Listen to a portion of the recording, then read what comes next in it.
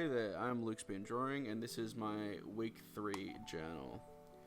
I've been working on this guy for 3 weeks now, and I've hit the point where I just really needed a break. I don't know how YouTubers spend months on a single model. Look, respect to them, but I need something new. So I started with the parts I hadn't touched yet, the leathers, the cloth, the skin, the bone and fur, just filling it all in with some base coats. I stuck with acrylics for most of it, but for the leathers and fur I actually used a leather coloured speed paint. The Zenithal did most of the heavy lifting there, so it just kind of felt right and quick and easy and dirty, I suppose.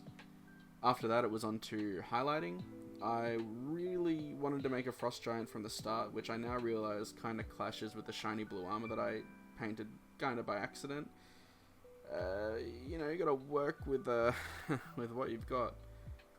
So to separate the armour from the skin, I kept the armour bold and bright, pushing those high white values like it was catching sunlight. Meanwhile, I kept the skin tone softer and more diffuse because, you know, skin doesn't shine like steel.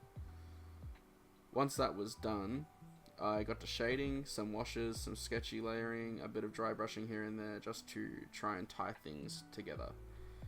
Once that was done, I moved on to the base. I mixed some PVA glue with water and started painting it over the base with an old brush. I dropped in some coconut fibres to act as dirt and then knocked down some rocks and bushes with super glue. After I glued that all down, that was sort of when I realised the issue that, well, he's a giant compared to a little fella, so, you know, things that were made for little fellas look too... I don't know, they just didn't scale right with the giant. I don't know, I didn't love the bushes and stuff when I got to this stage. To finish it all off, I went back with the watered down PVA once again, and I just decided to dab it around his feet and drop some more coconut fibres on the big rock where he's pushing off of, and around up his shin guards or his leg armor to look like some of the dirt had caught onto him. But yeah, it turned out alright. I think there's a lot of things I really need to work on, such as the layering, and I just need to slow down and take my time with things and not rush, because I can definitely, you know, you can see the difference between the sword and the things that took me hours to paint, just the swords and just the pieces of armor, compared to painting the skin, the cloth and everything, and the base in one day, you know. Yeah, but you know, here's the grand reveal. Explosion noise. That's, you know, well, yeah, here it is. He looks alright.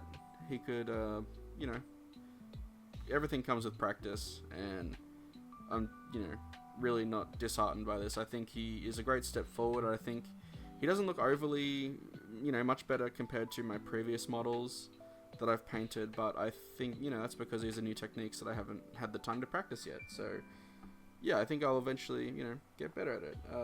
Thank you for watching. If you want to see more of my messy learning journey and painting, 3D printing, everything, yeah, check back in later. Here's my cats. Tat and Kyo, by the way. Or Bing Bong for long.